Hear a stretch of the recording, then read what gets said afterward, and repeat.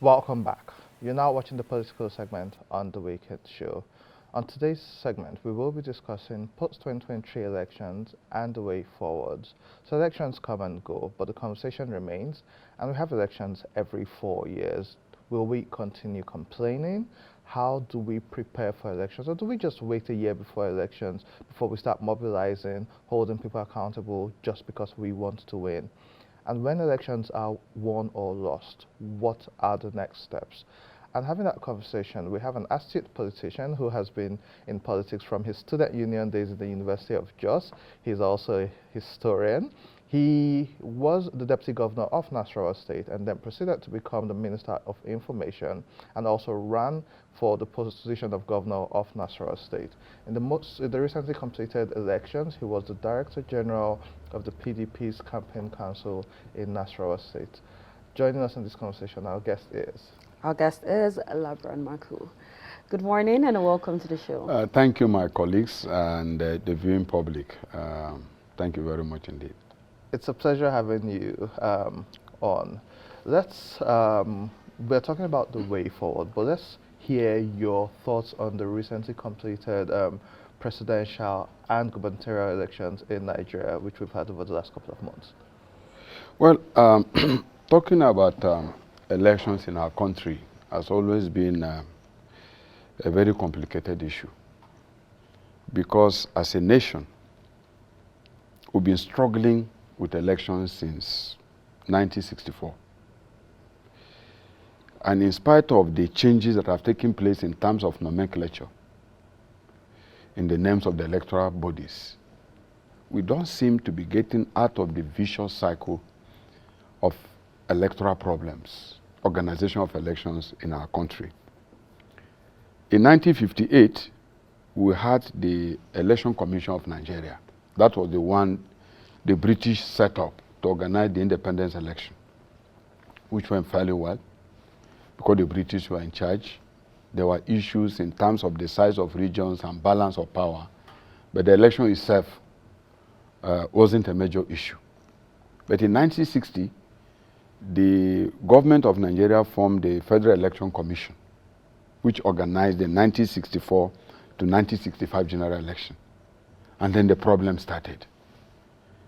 The opposition parties under the United Progressive Grand Alliance, OPGA, made up of NC, the Action Group, Middle Belt Congress, Northern Element Progressive Union, led by Minu Kano in Kano, and other parties, they came together to see if they could also now contest and win election in 1964.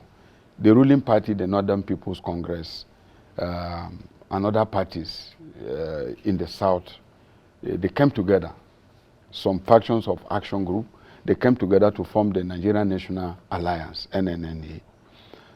But toward the 1964 election, there were all kinds of accusations of lack of fairness, lack of neutrality by the Federal Electoral Commission. And in the 1964 elections, which was to hold on the 30th of December, 1964, there were boycotts. Parties began to boycott the elections in parts of the country. And it had to continue until March. Now, there were so many disagreements as to the conduct of the election. There were accusations of lack of fairness. There were accusations of opposition parties not getting even the right to contest in some parts of the country. Now, by 1965, the venom of what took place in 1964 had built up into a major crisis in the Western region, where you now had a major violence that led to the coup of January 1966. Now, the inability, election is not the only factor, but the inability of the government to organize a free and fair, transparent election between 1964 and 1965 was part of the reasons given for the coup of 1966. In 1979, the military then under General Murtala Mohammed and Obasanjo formed what they call FEDECO, the Federal Electoral Commission, still, but they gave it the nomenclature of FEDECO. The election of 1979, you can say, was fairly good, but then there were disputes as to who won the presidency between the Unity Party of Nigeria and MPN. It ended up in the controversy of what is the two-thirds of 19 states. But the problem multiplied in 1983, when in that election there were multiple accusations of election rigging, of violence, of unfairness, which again led to the military coup of December 1983-84. Now, you can see that in 1964, 1965, the crisis of election built up to the coup of 1966. And then in 1983, the crisis of another election in Nigeria led to the collapse of that republic in December, January 1983-84. When the Babangida administration came in, when the military came in, then there was now NEC, National Electoral Commission. Then the nomenclature continued to change from FEDECO, now had NEC.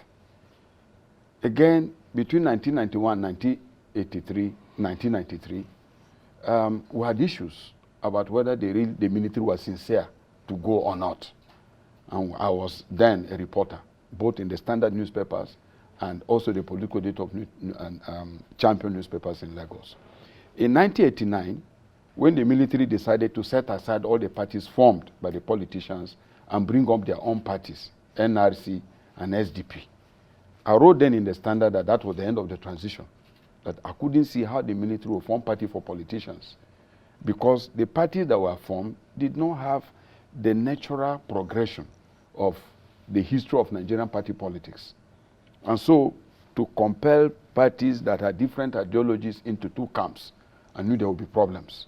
And I continued to insist that that transition would not succeed. All my writings between 1989 and 1993 in the media, I stood firmly that I didn't see that the transition was going to succeed. In fact, in a week to the election, I wrote in my column in Champion newspaper, Sunday Champion, about 5 or so of June 1993, that next week's election, if it holds, it will be nullified. Why did you think it was going to be nullified? I thought so because already there were problems from 1991, 1992, when the first election held, late Yaradua and I think Adamuchi Roma were leading. The elections were dissolved. Another transition was. So each time it goes forward, there will be a hiccup, and politicians are asked to go and begin again. And I knew as a young journalist that I didn't see it coming through. And also before the June 1993 election, there was already another transition program set up, headed by late Chief Sam Ekuku, Margaret Ekpo, to present another transition program to the military. So while election was being held, another program was also in the making. So putting all the factors together, I wrote in my column that the 1993 election, June 12th, would be nullified if it held at all. And so I was not surprised when the election held on the 12th of June, and then suddenly it was nullified. It's only the politicians that were greedy for power that would not understand it.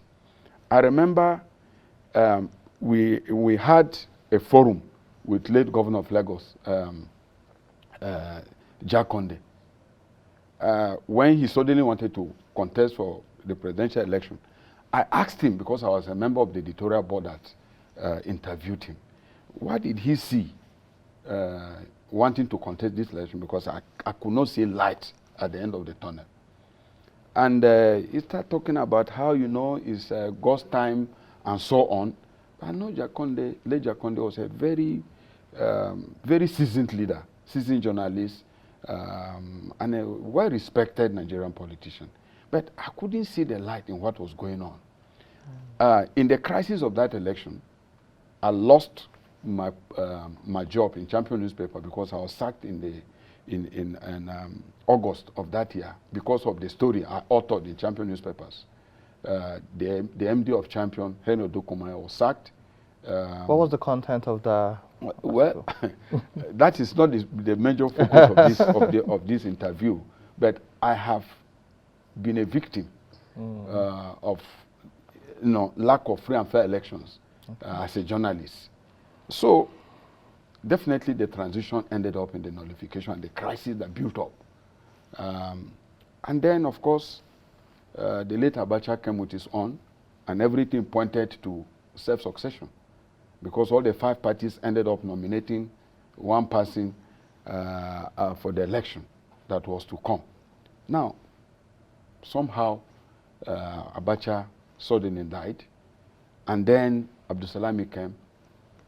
NEC transformed into Independent National Electoral Commission in 1999. Now, 1999 elections, fairly, you can say there were issues, but it was fairly accepted because already politicians were tired. Everybody wanted some peace and tranquility in Nigeria. But we know that it has not been all uhuru. Between then and 1997, you could see there were problems with elections in Nigeria. If you look at the general election of 2007, you could see there were a lot of complaints. International observers and everybody, they said the election was not free and fair. That's the election that produced the late Umaru Musa Yar'Adua. There were issues, and as politicians and as observers, people complained about that election. And so when Providence took us into Goodluck Jonathan's administration, the president was very serious about reforming the electoral process. And in doing so, you give it to him. He said, well, maybe what we needed was to get somebody that we believe has some honor and integrity, who will be independent-minded. And he therefore decided to appoint Professor Tahiru Jega, whom he never met, just on the basis of understanding how he stood firm in ASU and stood his ground on some of the major national issues. President Goodluck Jonathan appointed him, and he was very committed to a free and fair election in Nigeria. And the 2015 elections in Nigeria, organized by Jega, there were issues, but the president decided to honor the election by accepting the result. There were issues, definitely a lot of issues, which I will not share in this forum. And in 2015 also, I was rigged out of Natural State in the election I won under Abga. So I, as a reporter, as a journalist, as a citizen, and as an actor in the political process, I know there are issues with elections in Nigeria, and these issues cut across governments. These issues cut across parties. It's not about maybe this party is a saint and this party is... no, there are issues. And those issues, in my opinion, have to do with a divided country. The Nigerian political class has not been able to come to terms with what they want out of Nigeria. There is no elite consensus about the future of Nigerian power sharing.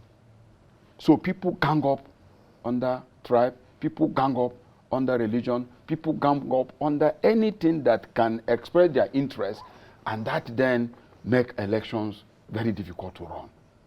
And then there are political actors who don't believe in free and fair election. For them, election is coup by other means. Election is just like a military coup by other means. Write the result, announce it. Let anybody who wants it go to court. And you can see that all efforts made by previous governments, one way or the other, to hold free and fair elections in Nigeria, there are still issues.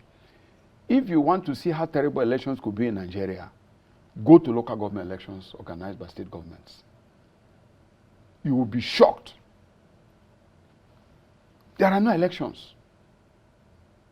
Incumbent governors simply call state INEC to write results and announce. And then ordinary citizens who struggle to live and think there is a free process will go and sell their assets and suffer and go and stand in an election which will not hold. I give an example of one in my state. Before the general election in 2012, 2021, there was a local government election in Nasarawa State. I told all my supporters not to participate because I knew there would be no election. But the governor swore that whoever wins, he will give. It will be free and fair election. I say it is not true because I've not enough experience to know that there will be no election.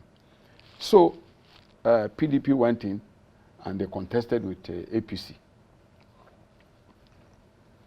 On the day of the election, APC, which is the ruling party in Nasarawa, lost in 11 out of 13 local governments. The only local government that will appear to me they may have won is Wamba and Awe local government. In all the other local government elections, they lost. They abandoned the ballot papers in the polling centers and went to Lafia and announced that APC had won in all the 13 local governments and all the 147 wards in Nasarawa State. In other words, nobody, no party, not even the PDP that had ruled Nasarawa for 8 years, will win one councillor in a local government election in Nasarawa State. Oh. Now, and that replicates in all the states. I'm just using Nasarawa because it is my immediate community that I want to use to demonstrate to Nigeria that there are no elections. Now, between that local government election and now, in 2021 or so, APC won all the local government elections, 13 local government chairmen, 147 local government. They wrote the result and announced. Now, in this election, if that election is not supposed to be a platform to judge what will happen, in this very election, the state government, the governor that won all the elections, including all the wards, didn't win his local government. Why will APC contest election and win in all the 13 local governments?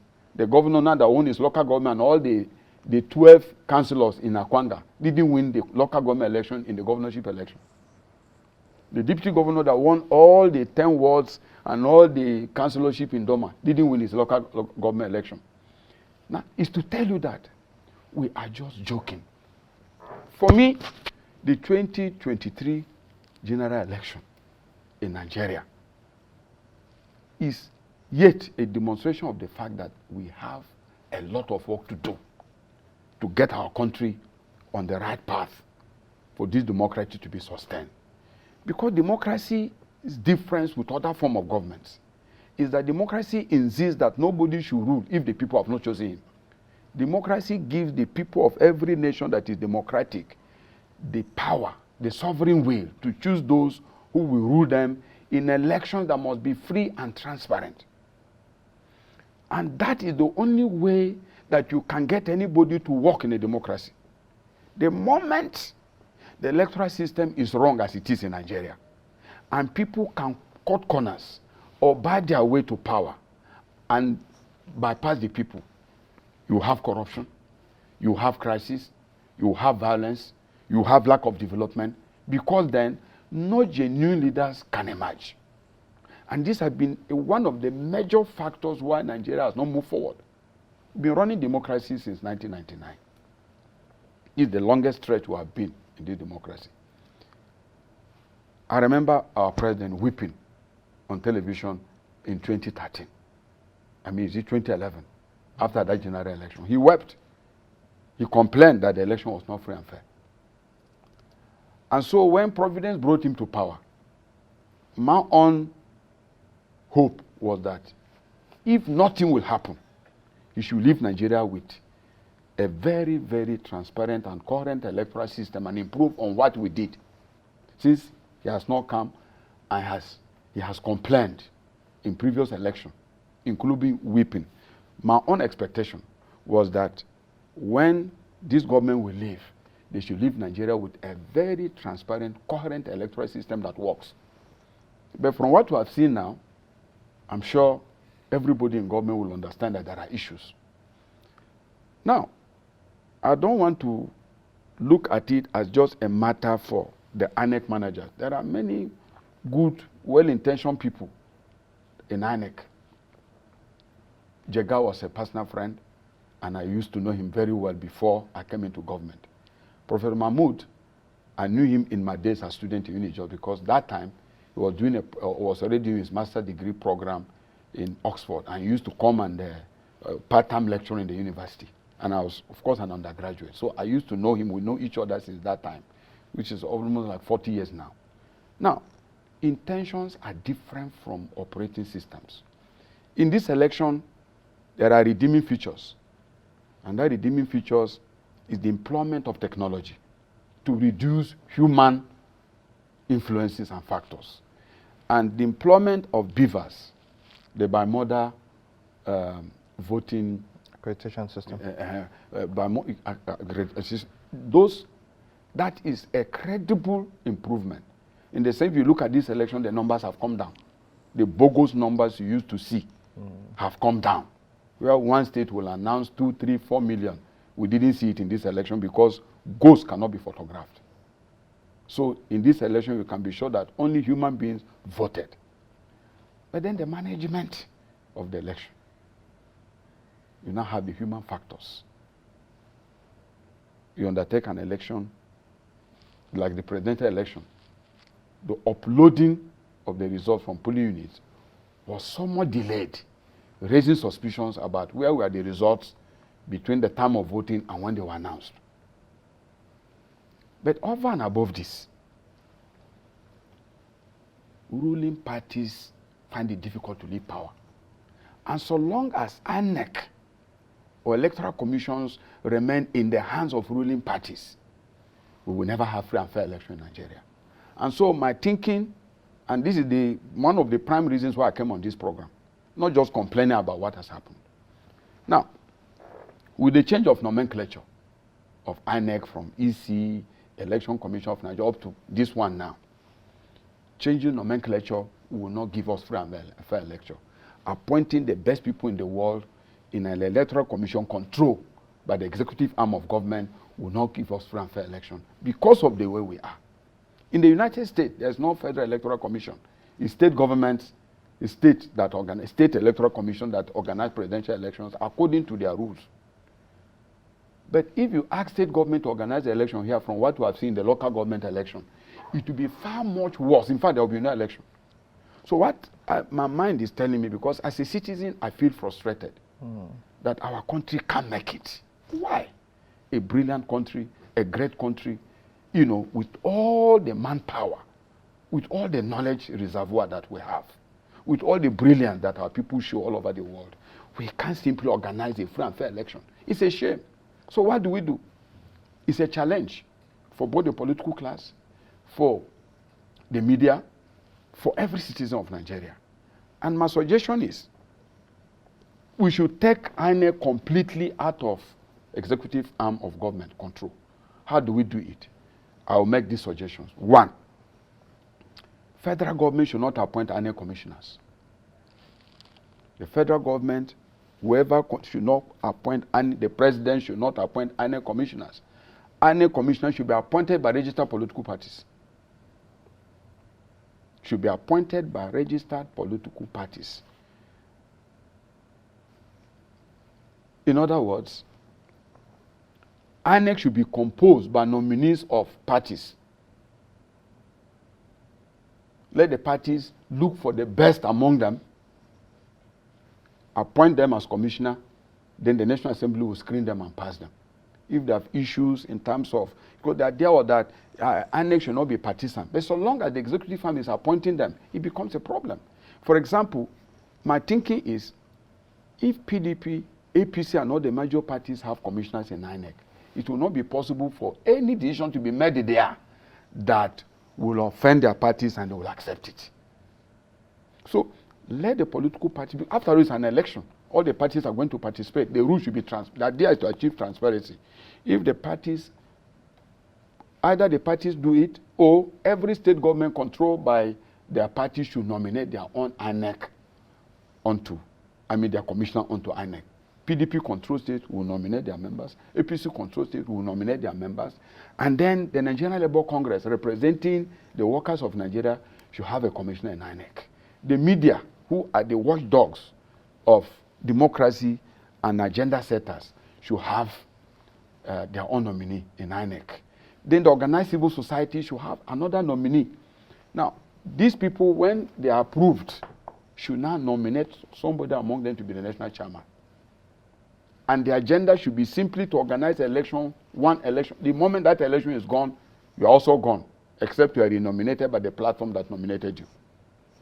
Then INEC as a body should have their own money directly from the federation account. First charge. If 1 kobo is going to go into INEC, let it go. If it is 1% or 2% of national revenue to go into INEC, it should flow steadily there. So that INEC will not have to go and beg a governor or a president to give it them money for election. Or under pressure that somebody will be calling you, if you do not do it this way, you will not. So once we are able to take INEC out of government control, that is the control of the executive arm and even the legislative arm. The legislative arm will legislate on the laws of election. They will legislate on the Electoral Act as usual, because there must be a lawmaking body. But the process of nomination and composition of INEC, in my opinion, we should change the system to put completely independent people in INEC. That way, Nigerians will now know that those people they are put in there. And because of the multiplicity of partisan interests, it will be impossible for anybody to go and bring the rule or use INEC. Just to interject, when you talk about the multiplicity, we have a National Assembly. Yes. Currently, there is the struggle for who becomes the Senate president. It's alleged that people are already spending millions of dollars to be able to get the seat of Senate president. So we have the National Assembly where some people have faulted their practices and their influence. How are we sure that if we have an independent National Electoral Commission where people are selected representing their parties to that commission, they wouldn't be swayed by the highest bidder regardless? It will reduce the margin of manipulation by the government. Because I believe that if every party has a commissioner in INEC, the government will know that you can't pressure the national chairman or any commissioner, state commissioner, to do anything that will not favor, that will disbalance other parties. They will not accept. For me, the State Electoral Commission as they are now should either be completely abolished. If we can get this independent National Electoral Commission, they should organize all elections in Nigeria. One tenor, when you finish, you know you are gone, another group will come. That is the way to go. For me, it will not be a perfect suggestion, and it can be improved upon by other Nigerians who believe. But my own thinking is leaving INEC in the control of the executive arm of government, a partisan party, appointing all INEC commissioners, appointing all the state commissioners. You know already that it is going to be difficult. Unless you have a president like Jonathan that is ready to say, well, I don't care who Are you becomes. saying this because you were in his government? No, but I'm saying so. I'm not saying that he's a perfect man, but I saw his passion when he was talking about changing INEC. He said he was not happy after he was elected. Wherever he went in the world, people are saying, you just have the feeling that you go on with other leaders in the world. And, there is this level of dishonor that comes to you when there is this feeling that your country is not honest in organizing election. And some even doubt whether you emerge properly or not. Legitimacy is the basis of governance. And you see, the problem is, if you do not get election correct, stop talking about corruption. Because there is no way you are going to fight corruption when somebody that is sitting on the seat did not win election. Corruption brought him onto the seat. And corruption will sustain him until he goes. If politicians, like in the West now, US, Britain, the reason why you see those countries, politicians struggle to work, is because when you don't eat, there is no way of coming back. There is no way of winning until you work for the people. If we just can get the electoral system in Nigeria correct, the problem of corruption will go down by more than 70%. Because then there is no way. If you know there is no way you can emerge until people elect you, then you will have the passion to work because the people will really become the true leaders. But so long as, now look at, there are governors who are finishing their tenure, they didn't win the first election. I'm still coming to Nasarawa, but I think this is a national problem. The election in Nasarawa is a shame. The election in Adamawa is a shame. The election in Kaduna is a shame. There are different, you could see it because of the involvement of social media now. You could see clearly where things were going on. Citizens were following. Then suddenly you will just see that there is a change, that something has happened, something is wrong. In the case of Nasarawa, conducted elections, 99.5% of all the polling units election have been announced and uploaded. Then there are 2 wards in Lafia, which are inside Lafia. INEC headquarters is located in one of them, in Lafia. They were instructed not to finish their result, to wait until all the elections hold in Nasarawa State, so that they can manipulate figures to wipe out any opposition party that will challenge the government. And the governor admitted this after the election when he was receiving some people from his local government. Now, those units, for 2 days, refused to announce their own election results. Although it has been conducted, they refused to announce it. So when the elections came and they discovered that PDP was winning, definitely heading to victory, they now brought army, brought soldiers, brought security, both government has security, and rerouted them into a Brown Abacha Youth Center, surrounded it. I myself, as a former Minister of Defense, was stopped by soldiers. Then the state government officials went in and now wrote figures and gave INEC to announce. That's what happened in Nasarawa. In the election conducted in Nasarawa, very clearly, some of it are still on INEC IRF platform. You can make the calculation yourself. You will know that APC didn't win elections. So I understand because about a month ago there was a protest where women were protesting topless in Nasarawa State, and I know this case is in court. Do you have any confidence in the judiciary and the election tribunal process with this election? See, confidence in the judiciary is no longer the issue. The last place is like the judiciary is the final executioner. If they execute justice, Nigeria survives. If they don't, then the democratic process in the country will continue to go down. It is my prayer, because our judiciary is the last hope of the fellow man. Short of going to war, short of going, I don't agree, let me go violently and challenge the person who stole my seat. We go to court because that is not what the law said. So, our learned judges, history has now placed, as always, placed yet another responsibility on them. May God direct their consciences to be able to do what is right. Not just in the case of Nasarawa, but all over the country. Because as it is now, there's no other thing we can do. The people who voted, future changed. Those who spent all their resources thinking there was an election, and they know they could see they won, they get changed. The country suffers. So the judiciary, it is my hope that they, all the judges from the tribunals to the appeal court to the Supreme Court, God will lead them to do what is right. It's simply a matter of what is right and what is wrong. If we can follow the point and know the kind of influences that are brought on those tribunals. But there are people of honor and integrity in our judiciary. And I believe that many of them are still there by conscience. Let them have mercy on the country. Let them have mercy on Nigeria. It's not about this party is right, this party. Let the facts before them lead them onto pronouncing what is right, who won and who lost in the various cases that will come before them. And I think that the burden placed on the judiciary is because the elections are not free and fair. In clean election, you don't see anybody going to court. You don't see in the U.S., in Britain, occasionally in the U.S., in the last 2 cycles of election. But in most countries, when elections are done, everybody is going to work because you know that the choice of the people has been announced. You see, if we can reform the election, it will reduce pressure on the judiciary, because the lack of sincerity, honor, integrity, and commitment to the nation by the political class is now brought the pressure on the judiciary, because who are the ones supposed to organize free and fair election? Not the judiciary. But then, what can we do?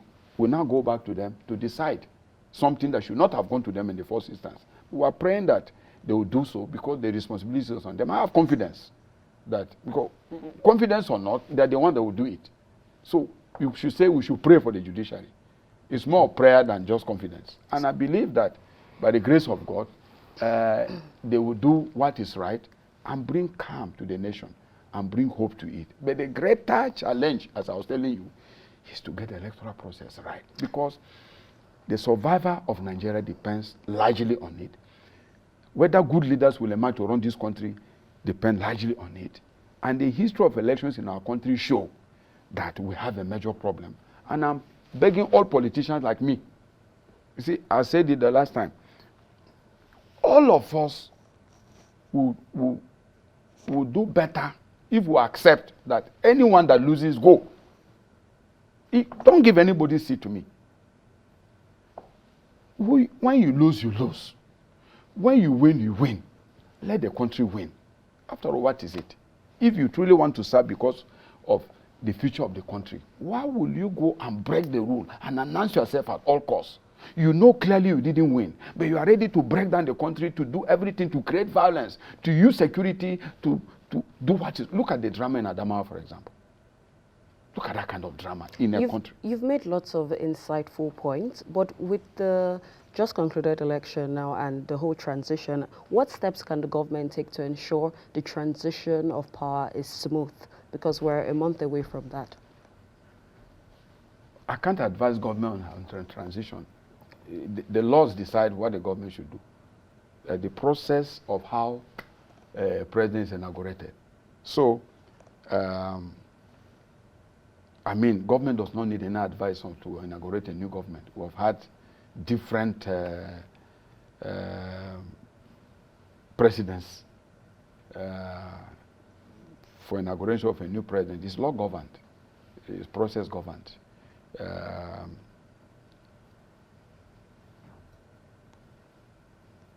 We just pray that our elections can be better. We should be rejoicing all over the country now. Everybody should be celebrating. Everybody should be in a state of happiness. You know? So, in this kind of scenario, you know, there is disquiet. It shouldn't be so. It shouldn't be so. So, I'm looking more at the future of Nigeria. I'm looking more at what government can do, what citizens can do, what Nigerians from all walks of life, organized labor, civil society, what can we do to take our country out of this blight of always after every election we are mourning. After every election we are not rejoicing, we are not united as a country, raising our flags wherever we are. It doesn't matter which party won, and not that the party won because people, the majority voted for the person. It will just be like a football match. That's how the elections are supposed to be. When you win the celebration, you know that you won. And I think the problem when elections happen the way they happen in Nigeria is that even those who win genuinely are depressed because nobody will believe that you won. I have a final question for you, sir, while we wrap this up. In your last interview on Channels TV, you said people underestimated the obedience. And you said a lot of things, but that's what a lot of media houses covered, that the Labour Party was underestimated. However, a major player in the last election were the young people. Let's hear your wrapping up thoughts on these young people who have now decided to vote, the first-time voters, and their activity and activeness in holding government accountable, especially within this cycle. I started politics as a student leader. So I've been part of youth activism in Nigeria. And it helped me to develop, you know, the experiences I had, particularly in the university as a student leader, up to the national level as a student leader, helped me to develop leadership. And I know that we'll be retiring. We need young people to take over from us. And so the next generation must prepare themselves for leadership. And in this election, I must say that, yes, I said P2B humiliated a number of us politicians in different constituencies. But the mere fact that you were the one leading this gave me hope that the future is still great. We underestimated the Labour Party on a serious note because seriously, you could see that they didn't have the structure that we had in PDP or in APC, for example. But when the result came, we were shocked. In many places, Labour Party didn't have an agent in the polling unit, but they won. Which shows that with the age of the social media, the youth indeed can organize themselves and change the government if they work like this. My problem with my advice to the youth is avoid ethnic bias, avoid division of religious lines. You know, try to be united as a front. A lot of the comments and sentiments that come can easily destabilize the unity of the youth and the country. The idea is, when we were in the student movement and the youth movement, Nigeria was our platform. We will not tolerate any religious division. In fact, in one of the instances, there was a religious violence in 1987. I was a student leader. I stopped it from coming to Jos. All those people that wanted to die, I organized myself, and we got people, we make sure there was no violence in Jos.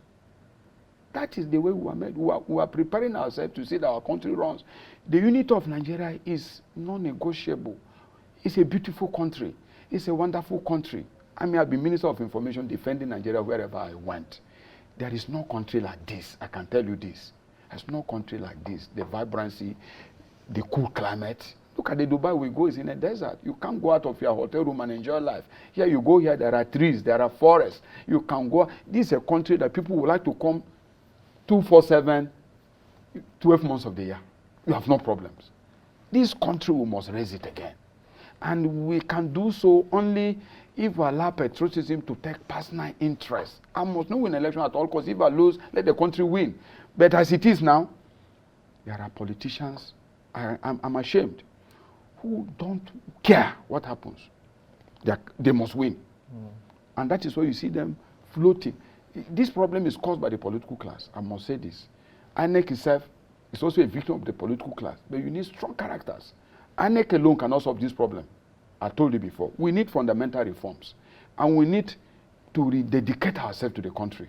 If we do that because we love our country, all politicians, all parties, you know, we should come together and agree that we should take this shame away. Let the next administration in Nigeria say, we will not see this again. And it will not be just by them. We, the citizens, must agree that we need our country to go in a different direction. Because by now, Nigeria would have been very far. So I think that's a very good place to leave it. Labaran Maku, former Minister of Information, very insightful conversation with the historical perspective and the way forward. And I appreciate the fact that you said we should go beyond complaining and think about how to have structural changes, like with the INEC and with the mindset. Also, we agree with you on the fact that people must be more tolerant and shouldn't let that tribal and religious divide to separate us. Thank you very much for your time on the show. We look forward to having you soon. So our viewers at home, we'll take a quick break, and when we return, we'll discuss about the fact that the rains are back. Yes. And next thing, you'll have erosion and flooding. So what can we do to prepare ourselves, and what are the states also doing? Don't go away. See you shortly after this break.